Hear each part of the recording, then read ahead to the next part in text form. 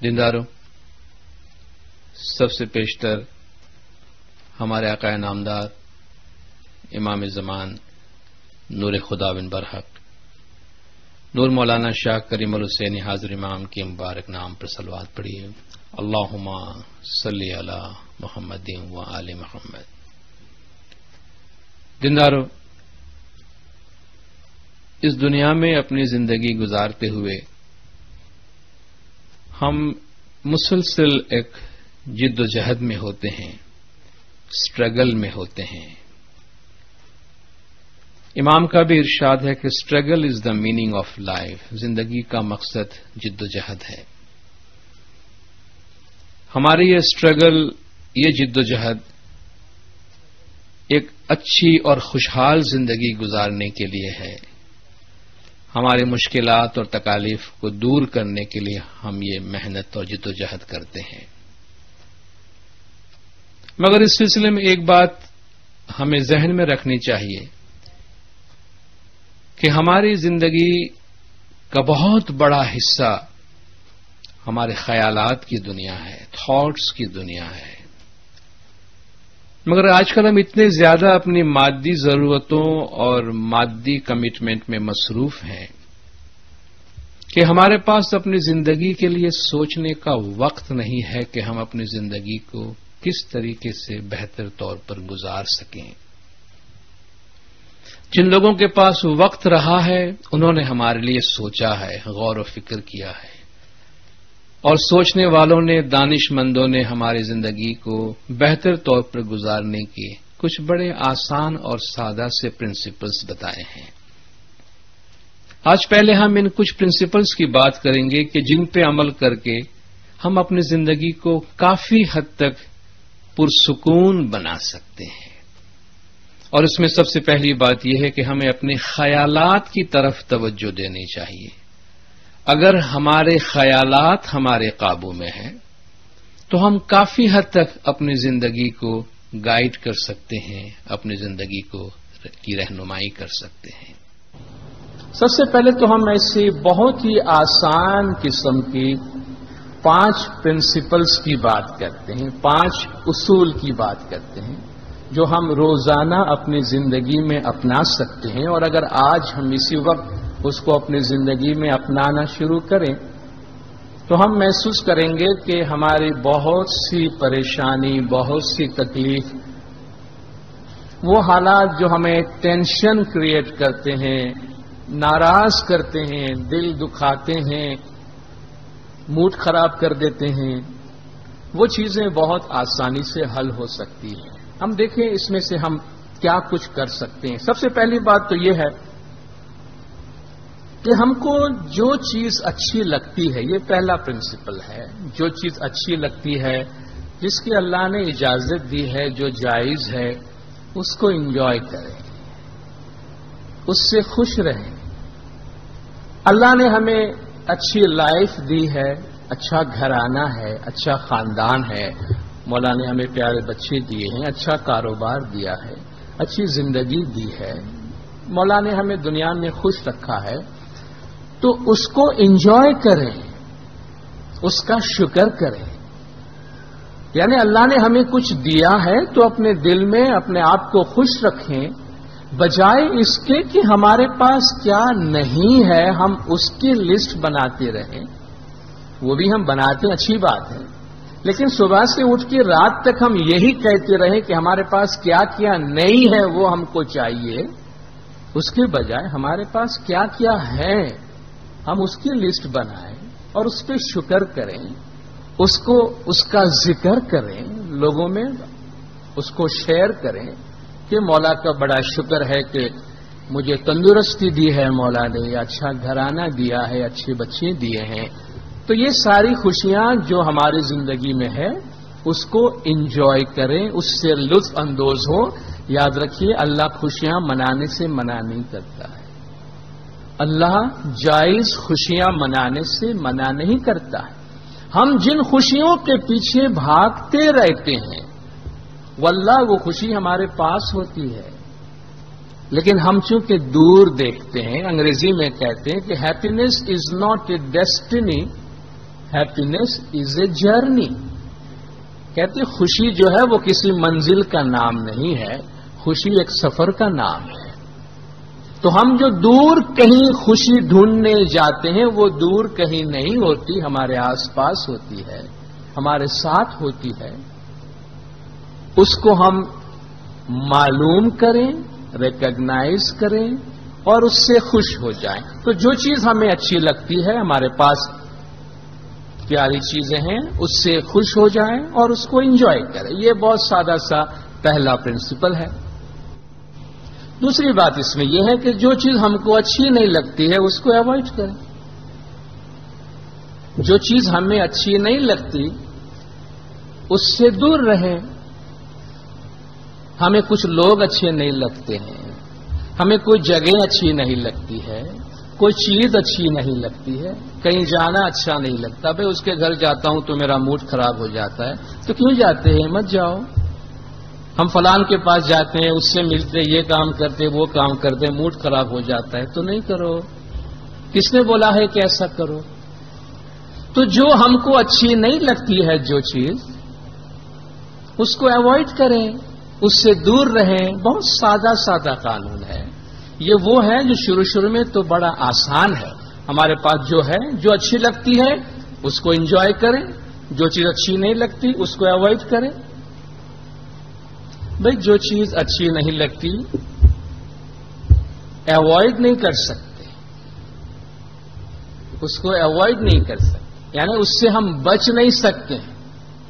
भाई घर के हमारे मेंबर्स हैं, मेरे घर में कोई चीज लगी पड़ी, भाई एक फ्रेम लगा पड़ा है, हर रोज मेरे सामने ये फ्रेम आता है, मुझे अच्छी नहीं लगती. ये फोटो लगा हुआ है, घर में ये चीज पड़ी हुई है, घर के सामने ये चीज पड़ी है, मैं उससे बच नहीं सकता. वो मेरे साथ में है, हमेशा मेरे सामने है.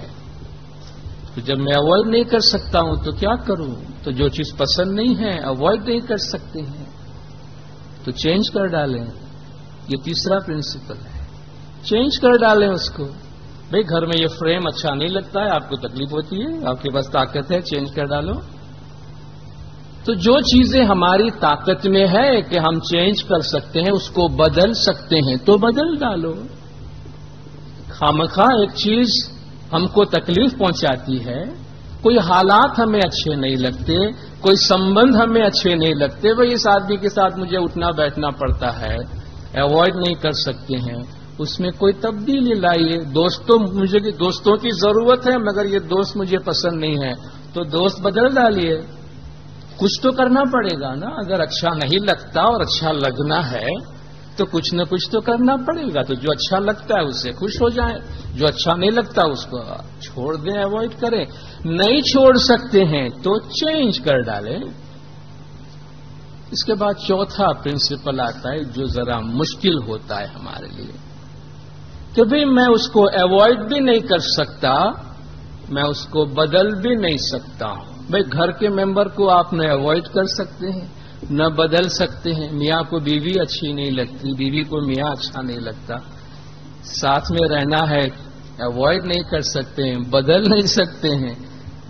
घर के मेंबर है, माँ बाप को बच्चे अच्छे नहीं लगते हैं, बच्चों को माँ बाप नहीं अच्छे लगते हैं. कितनी सारी सिचुएशन होते हैं, कितने सारे ऐसे हालात हैं जो हम कहते हैं हमें अच्छा नहीं लगता है, हमें उनके साथ निभा करना है, लेकिन हम उसको बदल नहीं सकते हैं. तो बहुत इंपॉर्टेंट प्रिंसिपल यहां पे आता है कि अगर आप उसको बदल नहीं सकते हैं तो एक्सेप्ट कर लें, कबूल कर लें, एक्सेप्ट कर लें. जब आपके पास कोई चारा नहीं है, जिंदगी में इनके साथ रहना निभाना है, हालात है, खुदा न खास्ता बीमारी है, कोई ऐसी बीमारी है जिंदगी भर साथ रहने वाली है, तो बजाय जिंदगी भर उसके साथ लड़ने के उसको एक्सेप्ट करें. घर में कोई ऐसा मेहमान आ गया तो जो रहने वाला है, जाने वाला नहीं है, तो बजाय रोज रोज मारामारी करने के उसको कबूल कर लें, उसके साथ ताल्लुकात अच्छे कर लें, उसको एक्सेप्ट कर लें. का ये तो कोई बात नहीं हुई. जो हमें अच्छा नहीं लगता है, इतना अच्छा नहीं लगता कि हम उससे गुरेज नहीं कर सकते हैं, बदल नहीं सकते हैं, اور آپ کہہ رہے ہیں کہ ایکسپٹ کر لیں، قبول کر لیں اس کو. کیسے بھئی جب آپ اس سے چھٹکارا نہیں حاصل کر سکتے ہیں. بہت سے ہماری زندگی میں دکھ پہنچانے والے حالات جس سے ہم چھٹکارا حاصل کرنا چاہتے ہیں لیکن نہیں کر سکتے ہیں. 24 گھنٹہ وہ چیزیں ہمیں پریشان کرتی ہیں اور آپ کہتے ہیں اس کو قبول کر لیں. بھئی قبول نہیں کریں گے تو پھر ٹھیک ہے، لڑتے رہیں، ہمارے پاس اور کوئی چوائس نہیں ہے. یہ بہت سوچنے والوں نے، دانش مندوں نے، جن کے پاس ٹائم تھا، جنہوں نے عقل کا استعمال کیا ہے، فکر کا استعمال کیا ہے، زندگی گزارنے کا طریقہ بتایا ہے، وہ کہتے ہیں کہ زندگی اچھی گزارنے کے واسطے یہ پرنسپلز اچھے ہیں تو اس کو قبول کر لیں، حالات کو ایکسپٹ کر لیں. اور 5واں پرنسپل جو اس میں سب سے زیادہ امپورٹنٹ ہے کہ اس کو قبول کرنے کے لیے بھی کیسے قبول کر لیں جو چیز ہمیں پسند نہیں ہے. یہی تو سب سے بڑی چابی ہے کہ اگر پسند نہیں ہے قبول کر لیں. قبول کرنے کے لیے اپنا ایٹیٹیوڈ بدلیں. اس کو قبول کرنے کے لیے اپنی سوچ میں، آپ دیکھیے سارا مسئلہ جو ہوتا ہے وہ فکر کا ہوتا ہے، سوچ کا ہوتا ہے. اصل پرابلم نہیں ہوتا. جیسے کہ 2 آدمی کے پاس پانی کا آدھا گلاس ہے، ایک سوچتا ہے کہ ہائے میرا آدھا گلاس ختم ہو گیا، آدھا بچا ہے میرے پاس. دوسرا کہتا ہے میں خوش قسمت ہوں کہ میرے پاس آدھا گلاس باقی ہے. آپ دیکھیے دونوں کی حالت اتنی ہی ہے، مگر ایک افسوس کرتا ہے کہ آدھا خالی ہو گیا، دوسرا شکر کرتا ہے کہ ابھی آدھا بھرا ہوا ہے میرے پاس. اصل پرابلم ادھر ہے، گلاس میں نہیں ہے.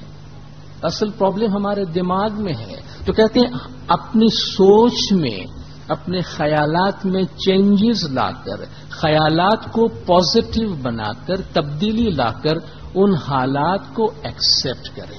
کس طرح ایکسپٹ کریں کہ جو بھی صورتحال، جو چیز مجھے پسند نہیں ہے، کیا معلوم میرے اللہ نے میرے لیے اس میں کیا اچھا رکھا. شاید یہی میرے لیے بہترین ہو سکتا تھا. میرے خدا میرے لیے اس میں کوئی مجھے پیغام دینا چاہتا ہے. تو اگر بیماری ہے، اولاد کے ساتھ، فیملی کے اندر، کاروبار میں، کسی بھی جگہ پہ کوئی بھی پرابلم ہے، بجائے اس کے ساتھ فائٹ کر کے، کیونکہ جب ہم لڑتے ہیں، آپ اتنا یاد رکھیے گا، لڑتے وقت ہمیشہ دونوں پارٹیاں کمزور ہو جاتی ہیں. جو 2 پارٹیاں آپس میں لڑتی ہیں وہ کمزور ہو جاتی ہے. تو لڑنے میں ہماری طاقت کمزور ہوتی ہے، قبول کرنے میں ہم اپنی طاقت کو بچا سکتے ہیں. تو کیسے بھی حالات ہوں، ان حالات کو اگر ہم اس طریقے سے دیکھیں کہ نہ معلوم میرے لیے اس میں کیا حکمت موجود ہو، میں اس بات کا انتظار کرتا ہوں کہ میرے مولا اس میں کیا نیکی میرے واسطے رکھتا ہے جو میرے لیے نکالے. تو آپ دیکھیں وہی چیز جو کل ہمیں اچھی نہیں لگتی تھی اور ہمیں تکلیف پہنچاتی تھی، آج اس سے ہمیں تکلیف نہیں ہوگی. بڑی سادہ سی باتیں ہیں، صرف کہتے ہیں نا اپنے خیالات میں تبدیلی لائے. بالکل اسی طریقے سے اپنے خیالات میں تبدیلی لانے کے لیے بہت دفعہ ہم بہت زیادہ یہ فکر کرتے ہیں کہ لوگ میرے بارے میں کیا سوچتے ہیں، لوگ میرے بارے میں کیا کہتے ہیں. ہم اپنے ریپوٹیشن کی بہت فکر کرتے ہیں، دنیا والوں کی بہت زیادہ فکر کرتے ہیں. ہماری زندگی میں 2 چیزیں ہوتی ہیں. ایک ہمارا اپنا کیریکٹر ہے، یعنی ہم خود کیا ہیں، وہ ہمارا کیریکٹر ہے، ہمارا اپنا سوبھاؤ ہے، ہمارا اپنا خیال اور ہمارے اپنے اعمال ہے. دوسرا ہے کہ لوگ ہمارے بارے میں کیا سوچتے ہیں، اور ہم بہت زیادہ لوگوں کے ہاتھوں کے قیدی ہیں. ہم کوئی بھی کام کرنے سے پہلے یہ سوچنا چاہتے ہیں کہ لوگ کیا کہیں گے، لوگوں کا میرے بارے میں کیا خیال ہوگا، جس سے ہم ریپوٹیشن کہتے ہیں. ابراہم لنکن نے کہا ہے کہ انسان کی مثال ایک درخت کی طرح ہے. انسان ایک درخت کی طرح ہوتا ہے. درخت خود جو ہے وہ اس کا کیریکٹر ہے. ہم خود جو ہیں جیسے بھی ہیں، ہمارا اپنا ایک کیریکٹر، سیرت عادت اور عمل ہے. دوسرا آپ نے دیکھا ہوگا درخت کا سایہ ہوتا ہے. کا وہ سایہ جو ہے وہ اس کا ریپوٹیشن ہے. ریپوٹیشن کا مطلب ہے لوگ اس کے بارے میں کیا سوچتے ہیں, لوگ اس کے بارے میں کیا کہتے ہیں, لوگوں میں اس کا نام کیسا ہے. درخت کو کبھی بھی یہ فکر نہیں ہوتی کہ اس کا سایہ صبح کیسا لگتا ہے, شام کو کیسا لگتا ہے. آپ صبح دیکھیں گے سورج ادھر ہے تو سایہ اس کونے میں ہے, شام کو سورج ادھر ہے سایہ اس کونے میں ہے, دوپہر کو سورج سر پہ ہے تو سایہ سیمنٹ کے درخت کے ساتھ مل گیا ہے. درخت نے کبھی یہ پرواہ نہیں کی کہ میں صبح ادھر لمبا نظر آتا ہوں, شام کو ادھر لمبا نظر آتا ہوں, دوپہر کو نظر نہیں آتا. میں کیا کروں کہ میں ہمیشہ اچھا نظر آؤں. کچھ کرنے کی ضرورت نہیں ہے, کیونکہ اس سے آپ کے درخت ہونے پہ کوئی اثر نہیں پڑتا. درخت کے سائے کے لمبے چوڑے اور چھوٹے ہونے سے درخت کو کوئی فرق پڑتا ہے؟ کوئی فرق پڑتا ہے؟ لوگوں کے ذہنوں میں ہمارے بارے میں کیا خیال ہے یہ لوگوں کا پرابلم ہے, ہمارا پرابلم نہیں. ہم کیوں دکھی ہوتے ہیں اور ہم کس کس کو جا کر کہیں گے پلیز میرے بارے میں اچھا سوچیں, آپ میرے بارے میں برا نہ سوچیں, آپ جو کہیں میں کرنے کو تیار ہوں, پلیز خدا کے واسطے آپ میرے بارے میں برا نہیں سوچنا. تو کہے گا ہاں ہم سوچیں گے تم کیا کر لیتے ہو کرو. تو آپ کیا کر لیں گے اس کو؟ کسی کے خیالات پہ آپ کا کیا کنٹرول ہے؟ ہم اچھے ہیں یا برے ہیں اس کا فیصلہ لوگوں کے خیالات نہیں کرتے ہیں. اگر 10 آدمی مجھے برا سمجھتے ہیں اس کا یہ مطلب تو نہیں ہے کہ میں برا ہوں, یہ تو نہیں ہے نا. میں تو وہ ہوں یا ہم وہ ہیں جو ہم ہیں. تو دوسروں کے خیالات کی وجہ سے اپنے آپ کو دکھی نہ کریں. آپ دیکھیں گے بہت بڑا بوجھ کا پوٹلا ہمارے سر کے اوپر سے ابھی ہم اتار کے نیچے پھینک سکتے ہیں, اتنا ہلکا پھلکا ہو جائیں گے. ڈونٹ کیئر لوگ میرے بارے میں کیا سوچتے ہیں, کیا کہتے ہیں, کیا کہیں گے, اس سے مجھے بہت زیادہ فکر نہیں ہونی چاہیے. اس کا یہ مطلب بھی نہیں ہے کہ ہم سوسائٹی کی ڈسپلن یا سوسائٹی کا جو رسپیکٹ ہے اس کو مینٹین نہیں کریں, لیکن بہت زیادہ اس فکر میں نہ رہیں کہ لوگ کیا سوچتے ہیں, کیا کہیں گے. ہم کبھی بھی ساری دنیا والوں کو خوش نہیں کر سکیں گے. اس لیے ہمیں جو کچھ کرنا ہے دوسروں کو خوش کرنے کے واسطے نہیں کرنا ہے, ایک کام جو اچھا ہے وہ کرنا ہے. تو آپ دیکھیں گے خامخواہ ہمارے ذہن میں ہم پریشانی اور دکھ پہنچانے والی چیزوں کو نہیں آنے دیں گے. یہ ایک بہت امپورٹنٹ میسج ہے جو ہم دینا چاہتے ہیں. تیسری بات یہ ہے کہ ہم بہت دفعہ چیزوں کو, اپنے خیالات کو, اپنے ویوز کو زبردستی تھامے اور پکڑے رکھنا چاہتے ہیں. اکثر کہا جاتا ہے چھوڑ دو, لیٹ گو. آگے چل کے ہم تسبیحات اور دعاؤں میں اس کا ذکر کریں گے. بہت دفعہ چیزوں کو چھوڑ دینا پڑتا ہے. زبردستی چیزوں کو پکڑے رکھنے سے اس کا فائدہ تو نہیں ہوتا. اگر آپ نے کوئی بہت قیمتی زیور کو اپنے ہاتھ میں پکڑ رکھا ہے, سامنے والا اس سے کھینچ رہا ہے اور وہ قیمتی چیز ہمارے ہاتھوں کو زخمی کر رہا ہے اور ہاتھوں سے خون بہ رہے ہیں, تو ایسی چیزوں کو بچانے, ڈیفینڈ کرنے کی کیا ضرورت ہے جو ہمیں زخمی کر رہے ہیں. تو بہت ساری چیزیں ایسی ہیں, ہمارے خیالات یا ہمارے رشتے, اس کو کبھی چھوڑنا چاہیے. جب تک پرانی چیزوں کو نہیں چھوڑیں گے تو نئی چیزیں نہیں آئیں گی. تو ہمیشہ تھوڑی سی دوری, جس کو ہم کہتے ہیں ڈٹیچمنٹ, کسی بھی چیز کے ساتھ اتنا زیادہ چپک نہ جاؤ کہ اس سے نکلنے میں آپ کو تکلیف ہو. تھوڑا سا ڈسٹینس رکھو تاکہ جب ہم کہنا چاہے چلو کوئی بات نہیں, اس کی مرضی کے مطابق ہوتا ہے, ایسا ہونا ہے کوئی بات نہیں, ایسا ہونا بھی ہمارے لیے اچھا ہے. ہم بہت دفعہ چیزوں کو, خیالات کو مضبوطی سے پکڑنے کی وجہ سے دکھی ہوتے ہیں. اس کو خدا کی مرضی کے مطابق آگے جانے دیں. چیزوں کو بہت زیادہ بدلنے کی اور دوسروں کی زندگیوں کو بدلنے کی کوشش نہ کریں. ہم میں نے شروع میں جو بات کہی، ہمارے پاس ٹائم نہیں ہوتا کہ ہم تھوڑی دیر بیٹھ کے اپنے بارے میں سوچیں، اپنی روح کے بارے میں سوچیں، خاموشی سے بیٹھیں، کیونکہ ہم میں سے ہر ایک ابھی بہت اچھے رائٹرز بن گئے ہیں. ہم میں سے سب اچھے اسکرپٹ رائٹرز، کہانی لکھنے والے بن گئے ہیں. اور ہم کس کی کہانی لکھتے ہیں؟ دوسروں کی کہانی لکھتے ہیں. ہم دوسروں کی فلم کو ڈائریکٹ کر رہے ہیں. میرے بچے کو کیا کرنا چاہیے، اس کا ایک ایک قدم کا فیصلہ میں کروں گا. میرے گھر والوں کو کس طرح زندگی گزارنی چاہیے، مجھ سے پوچھ کے کرو. ہر ایک کی میں اسکرپٹ رائٹر بھی بنتا ہوں، ڈائریکٹر بھی بنتا ہوں کہ ہر ایک کو میری مرضی کے مطابق، یعنی کسی کی بھی لائف کا ایک ایک قدم میں چاہتا ہوں کہ میں بناؤں اور میری مرضی کے مطابق وہ لکھا جائے. اور جب ایسا نہیں ہوتا تو ہم بڑے دکھی ہوتے ہیں. میرا بیٹا میری مرضی کے مطابق جیے، میری بہو کو کیا کرنا چاہیے میں بتاؤں، یا میری ساس کو کیا کرنا چاہیے میں بتاؤں، میرے بھائی کو کیا کرنا چاہیے، میرے پڑوسیوں کو کیا کرنا چاہیے، میرے ادارے میں ہر ایک کو کیا کرنا چاہیے. ہم اتنا زیادہ دوسروں کی کہانی لکھنے میں بزی ہو گئے ہیں کہ اپنی کہانی نہیں لکھ پاتے ہیں. زندگی گزر جاتی ہے تو پتہ چلا سب کی کہانی لکھی، وہ اپنی اپنی کہانی بنا کے چلے گئے، میری اپنی کہانی ادھوری رہ گئی، میں کچھ نہیں کر سکا. جب ہمارے گنانوں میں کہا گیا پدمڑی نے تو پوتا نہیں چنتا، سب سے پہلے اپنے آتما کی فکر کریں. دوسروں کی بھی کرتے ہیں لیکن اتنی ایسا نہیں کہ ہم دوسروں کی زندگی، دوسروں کا گھر بدلنے کے لیے اپنا سب کچھ قربان کر دیں.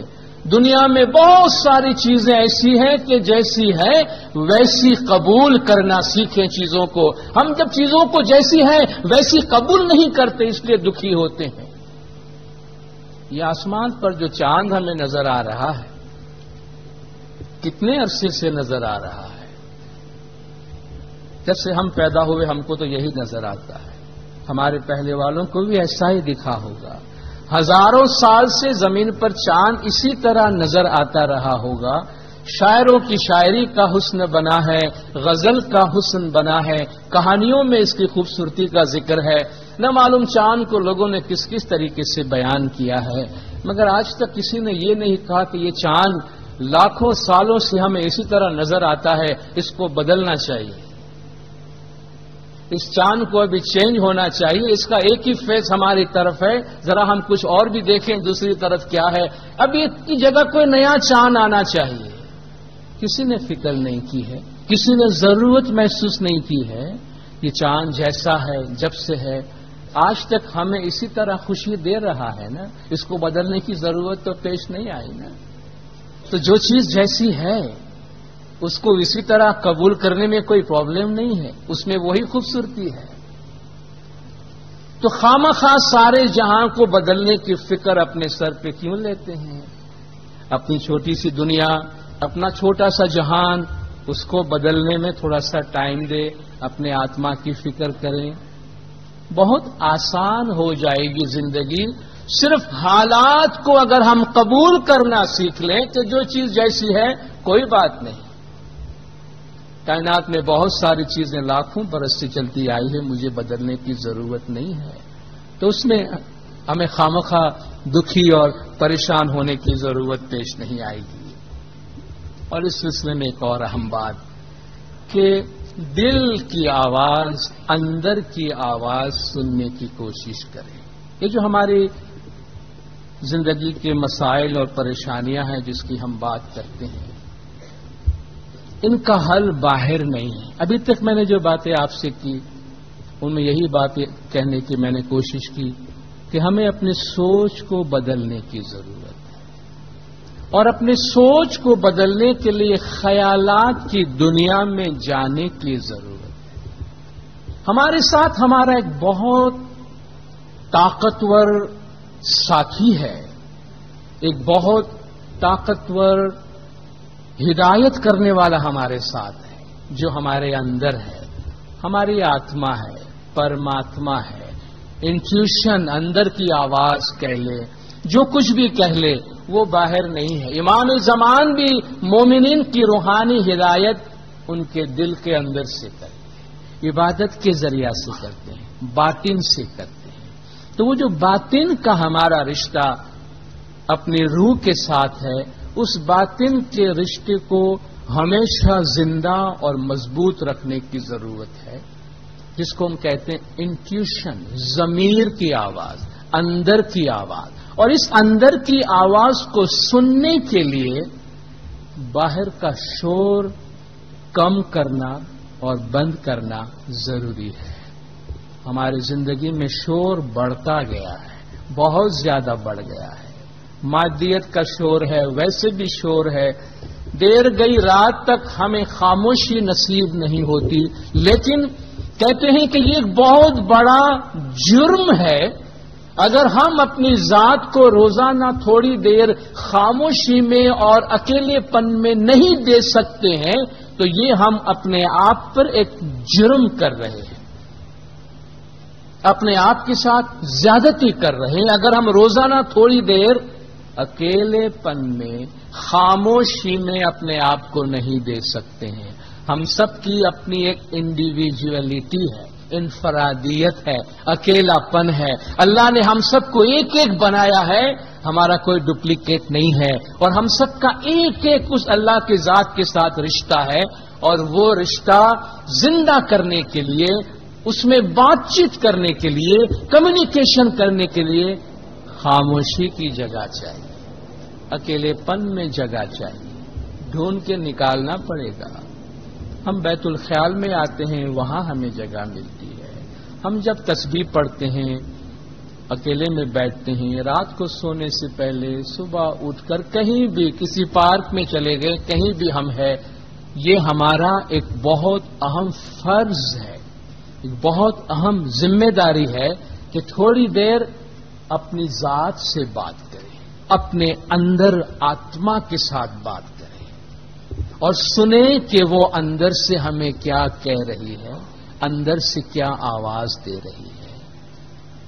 ہم اپنے مسائل, پریشانیاں حل کرنے کے لیے جتنی بھی زیادہ ہمارے پاس طاقت ہو اس کا استعمال کرتے ہیں. کوئی پریشانی, دکھ, مشکلات ہمارے پاس آتی ہیں, ہم خود کوشش کرتے ہیں حل کریں.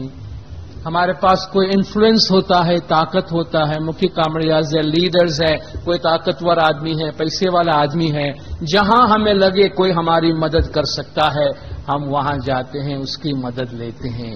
مگر ان تمام مدد کے مقابلے میں, ان مدد کے ساتھ ساتھ ہم نہیں کہیں گے یہ مدد کی ضرورت نہیں ہے, اللہ ذرائع بناتا ہے. ان تمام راستوں کے ساتھ ساتھ ایک بہت بڑی طاقت ہے, بہت بڑی طاقت جس نے ہم کو بنایا ہے, جس نے پوری کائنات کو بنایا ہے, جو ایسی کئی کائنات ایک ایک لمحے میں بناتا جا رہا ہے اور کائنات کو پھیلاتا جا رہا ہے. اور مولا نے فرمایا تم طاقت کا اندازہ, کسی بھی بڑی طاقت کا اندازہ تمہارا ذہن اگر کر سکتا ہے, اس سے کہیں زیادہ طاقتور وہ ہستی ہے جس کو اللہ تعالی کی ذات کہتے ہیں. اس سے ہیلپ مانگنا, اس سے مدد مانگنا, یہ ہمارے لیے طاقت کا سب سے بڑا سرچشمہ ہے, طاقت کی سب سے بڑی جگہ ہے, جس کو شاید بہت دفعہ ہم سرسری طور پہ یوز کرتے ہیں. بس تھوڑی دیر بیٹھ گئے, تسبیح پڑھ لی, دعا مانگ لی, جماعت میں آگے دعا مانگ لی, اور پھر کہتے ہیں بھائی اتنے سالوں سے میں دعا مانگ رہا ہوں, میری کون سنتا ہے. باطنی طاقت, روحانی طاقت سے مدد حاصل کرنے کی اللہ تعالیٰ خود انسان کو انکریج کرتا ہے. بہت دفعہ لوگ کہتے ہیں اللہ کو معلوم ہے ہم کو کیا چاہیے, اس کو معلوم ہے ہمیں کیا پریشانی ہے, مانگنے کی کیا ضرورت ہے. بالکل صحیح بات ہے, مگر ایک مقام, ایک لیول ایسا آتا ہے کہ جہاں جا کر زبان کے استعمال کی ضرورت نہیں رہتی. مگر ابتدا میں, آغاز میں جب اللہ تبارک و تعالیٰ کے ساتھ ہمارا کمیونیکیشن ہوتا ہے, خاموشی میں بیٹھ کر، علیحدگی میں بیٹھ کر، ہم جو جماعت کے ساتھ مل کے تسبیح پڑھتے ہیں، یہ جماعت کی تسبیح اور تسبیح کی طاقت کی بات ہے.